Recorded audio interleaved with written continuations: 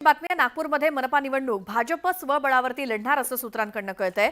महानगरपालिका तिसऱ्यांदा जिंकण्याचा भाजपचा प्रयत्न असेल। 108 नगरसेवक कायम ठेवण्याचं आव्हान भाजप समोर असणार आहे। पालिका निवडणूक महायुतीकडून लढण्यास भाजपचा विरोध आहे आणि महायुतीतील राष्ट्रवादीची शहरामध्ये अगदी जेमतेम ताकद आहे असं भाजपचं म्हणणं आहे। त्यामुळे मनपा निवडणुकीत राष्ट्रवादीकडून 40 जागांची मागणी होतीये। मात्र नागपूरची मनपा निवडणूक भाजप स्वबळावरती लढणार असं एकूणच सूत्रांकडून कळतंय। तिसऱ्यांदा महानगरपालिका जिंकण्याचा भाजपचा प्रयत्न असेल।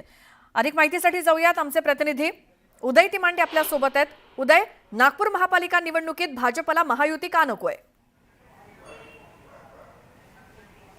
अगदी खरं आहे, भाजपला जे आहे ती महायुती नागपूर महानगरपालिकेच्या निवडणुकीत नको आहे। कारण गेली सलग 3 टर्म जे आहे ते नागपूर महानगरपालिकेमध्ये भाजपची सत्ता आहे। यंदा राज्यामध्ये आणि केंद्रामध्ये भाजपचा मुख्यमंत्री आणि प्रधानमंत्री आहेत। त्यामुळे पुन्हा एकदा भाजपला नागपूर महानगरपालिका जिंकायची आहे। संख्याबळाचा जर विचार केला तर नागपूर महानगरपालिकेमध्ये एकूण 151 नगरसेवक आणि 2017च्या निवडणुकीमध्ये भाजपनं स्वबळावर निवडणूक लढत जी आहे ते 108 नगरसेवक आपले निवडून आणले होते। यंदा भाजपसाठी पोषक वातावरण आहे। मुख्यमंत्री याच नागपूर शहरातून येतात, केंद्रीय मंत्री नितीन गडकरी या शहरातून येतात। त्यामुळे भाजपची इच्छा आहे की पुन्हा एकदा स्वबळावर नागपूर महानगरपालिकेवर भाजपचा भगवा झेंडा त्यांना फडकवायचा आहे। त्यामुळे भाजप पुढे हे आव्हान असणार आहे की गेल्यावेळी जे 108 नगरसेवक भाजपचे निवडून आणले होते ते नगरसेवक कायम ठेवायचे आहेत आणि जर ते कायम ठेवायचं असेल तर जागा वाटपामध्ये 151 जागांपैकी काहीही जागा सोडण्यासाठी भाजप जे आहे ते मित्रपक्षांना तयार नाही आहे। कारण राष्ट्रवादीनं आपण पाहिलं होतं की 40 जागांची मागणी जी आहे ती केली होती। जर 40 पैकी काही तडजोड होऊन 20 जागा जरी राष्ट्रवादीला दिल्या तर 108 जागा भाजपला निवडून आणणं कठीण होऊ शकतं। त्यामुळे भाजपची ही इच्छा, भाजपच्या स्थानिक नेत्यांची ही इच्छा आहे की नागपूर महानगरपालिका कुठल्याही परिस्थितीमध्ये स्वबळावर लढायची। 151 जागांवर जर भाजप लढली तर यावेळी भाजपनं जे 121 जागांचं टार्गेट ठेवलेलं आहे त्या टार्गेटपर्यंत पोहोचू शकेल असा विश्वास जो आहे तो स्थानिक नेत्यांना आहे। त्याचसोबतच नागपूर शहरामध्ये मुख्यमंत्री देवेंद्र फडणवीस यांनी केलेले विकास कार्य असेल, केंद्रीय मंत्री नितीन गडकरी यांनी केलेले विकास कार्य असेल, त्या विकास कामांच्या भरोश्यावर जनतेत जायचं आणि स्वबळावर जे आहे त्या 151 जागा लढवण्याची भाजपने जी आहे ती तयारी केलेली आहे। स्थानिक भाजपचे नेते या सगळ्या बाबतीत सावध भूमिका घेतात। आम्ही महायुतीमध्ये आहे त्यामुळे वरिष्ठ नेते या सगळ्या बाबतचा निर्णय घेतील असं ते म्हणतात। मात्र जी काही माहिती समोर येते त्या माहितीनुसार भाजपनं 151 जागांवर आपले सर्वे केलेले आहेत आणि 151 ही जागांवरील त्यांचे जे संभाव्य उमेदवार असू शकतात किंवा जे इच्छुक उमेदवार आहेत त्यांना तयारीला लागण्याचे आदेश जे आहेत ते पक्षाकडून देण्यात आलेले आहेत। त्यामुळे गेल्या काही दिवसांमध्ये आपण नागपूरमध्ये पाहतोय की सर्वच वार्डांमध्ये जे आहे ते भाजपचे कार्यकर्ते सक्रिय झालेले आहे। मुख्यमंत्र्यांचे 2 जनता दरबार जे आहेत ते या नागपूर शहरात झालेले आहेत। त्यामुळे कुठल्याही परिस्थितीमध्ये भाजपला नागपूर महानगरपालिकेवर स्वबळावर आपला भगवा झेंडा फडकवायचा आणि तो फडकवत असताना इथं युती नाही झाली तरी भाजपला कुठल्याही पद्धतीची हरकत नसणार आहे। उदय, धन्यवाद या सगळ्या माहितीसाठी। आणखी एक बातमी बघूयात। दोन्ही राष्ट्रवादी एकत्र येणार असल्याच्या चर्चांना पुन्हा एकदा उधाण आलंय। त्याचं घडलं असं की आगामी निवडणुकीमध्ये भाजप वगळता शरद पवारांची राष्ट्रवादी इतर कोणत्याही पक्षासोबत युती करू शकते असं विश्वसनीय सूत्रांकडून सांगितलं जातंय। स्थानिक स्वराज्य संस्था निवडणुकांमध्ये महाविकास आघाडीतील घटक पक्ष एकत्र यायला फारसे उत्सुक नसल्याचं बोललं जातंय। त्यात शरद पवारांच्या राष्ट्रवादी काँग्रेसमध्ये स्थानिक युती संदर्भातले सर्व अधिकार स्थानिक नेत्यांना देण्यात येणार आहेत। म्हणजेच भाजप वगळता शरद पवारांची राष्ट्रवादी इतर कोणत्याही पक्षासोबत युती करू शकते। त्यात काही दिवसांपूर्वी भविष्यात दोन्ही राष्ट्रवादी एकत्र आल्यास आश्चर्य वाटणार नाही आणि युती संदर्भातले निर्णय सुप्रिया सुळे घेतील असं सूचक विधान शरद पवारांनी केलं होतं। त्यात सुप्रिया सुळेंनी दादांच्या राष्ट्रवादीसोबत युतीबाबत केलेल्या विधानामुळे पुन्हा एकदा ताई आणि दादा एकत्र येण्याच्या चर्चांना उधाण आलंय।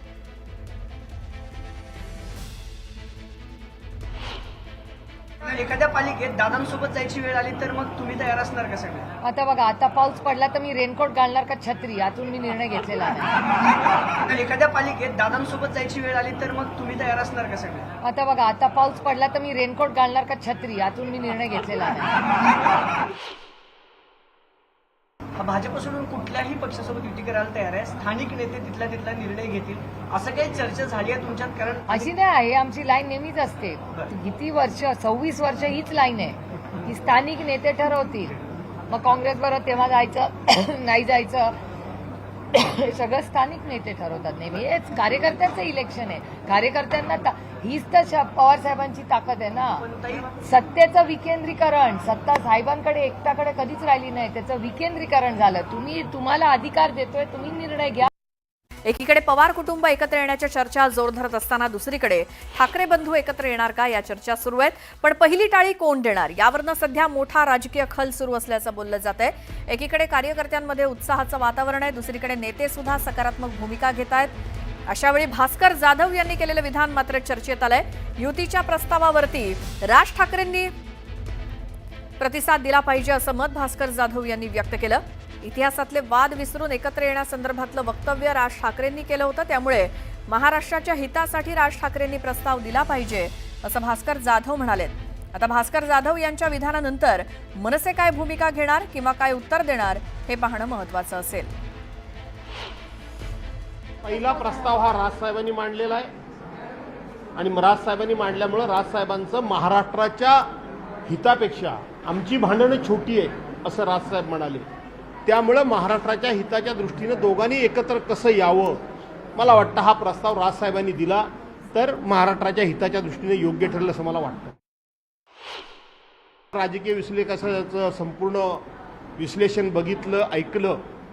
राज ठाकरे आणि उद्धवसाहेब जरी एकत्र आले तर जवळजवळ 54% मतं मुंबई महानगरपालिकेतले होणाऱ्या मतदानाच्या 54% मतदान हे या दोन भावांच्या युतीला होईल आणि यातूनच भाजपा हादरलेली आहे, घाबरलेली आहे आणि बिथरलेली आहे. तर पहिली टाळी, पहिला प्रस्ताव हा राज ठाकरेंकडनं यायला हवा असं भास्कर जाधव यांचं विधान.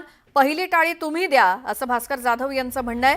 त्यामुळे राज ठाकरे आणि उद्धव ठाकरे एकत्र येण्यासंदर्भात प्रथम राज ठाकरेंकडनं प्रस्ताव यावा असं भास्कर जाधव यांचं म्हणणं. यावरती आपण प्रतिक्रिया जाणून घेऊयात. शिवसेना उद्धव बाळासाहेब ठाकरे पक्षाच्या नेत्या किशोरी पेडणेकर आपल्यासोबत आहेत. किशोरीताई, स्वागत तुमचं न्यूज 18 लोकमतमध्ये. भास्कर जाधव ज्या पद्धतीनं म्हणतायत की टाळी पहिली राज ठाकरेंकडनं यायला हवी, तुमचं काय मत त्याबद्दल?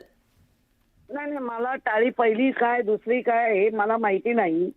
मला एवढंच कळतं की ज्या वेळेला पहिल्यांदाच राजसाहेब बोलले की आमची अगदी क्षुल्लक भांडणं आहेत आणि ती आम्ही मिटवायला तयार आहोत, म्हणजे महाराष्ट्रासाठी. आता त्या महाराष्ट्रासाठी सगळ्यात पावलं आपली पुढे पुढे गेली पाहिजे सगळ्यांची. आणि दुसरं म्हणजे वरिष्ठ नेते म्हणाले आहेत, आणि त्यांच्यावर मी काही वेगळं नाही, आमच्या सर्वांची प्रचंड इच्छा आहे, दोन्ही मनसे कार्यकर्ते आणि शिवसेना, की या दोघांनी एक व्हावं आणि जी गळचेपी चालली आहे मराठी माणसाची आणि जे अदर भाषिक आमच्यावर उरघोडी करतायत ती तरी किमान थांबेल एक झाल्यामुळे. नेहमी सांगत आली आहे की या राज्यात राजकारणाचा चिखल झालाय. बरं, मात्र किशोरीताई, पहिलं कोण हे करता करता वेळ जायला नको हे देखील तितकंच महत्वाचं आहे. त्यामुळे एकीकडे उद्धव ठाकरे सकारात्मक आहेत, मात्र भास्कर जाधवांकडनं आलेलं हे विधान पुन्हा म्हणजे पहिलं तुम्ही मनसेला असं त्यांनी उद्देशून एक प्रकारे म्हटलंय. आणि जरी म्हटलं असलं तरी राजसाहेब सुद्धा तेवढेच आग्रही आहेत त्यांच्या पहिल्या बोलण्यावरना, त्याच्यानंतर असलेल्या याच्यावरना. त्यामुळे आम्हीही त्याच आग्रही आहे की आपण एकमेकांनी एक झालं पाहिजे. बरं किशोरीताई, धन्यवाद, तुम्ही न्यूज 18 लोकमतशी बोललात त्याबद्दल. त्यामुळे असं काही नाही, भास्कर जाधव जे म्हणालेले आहेत की पहिली टाळी मनसेकडनं आली पाहिजे, तर असं काही नाही, आम्ही देखील तितकेच आग्रही आहोत असं किशोरी पेडणेकर म्हणाले.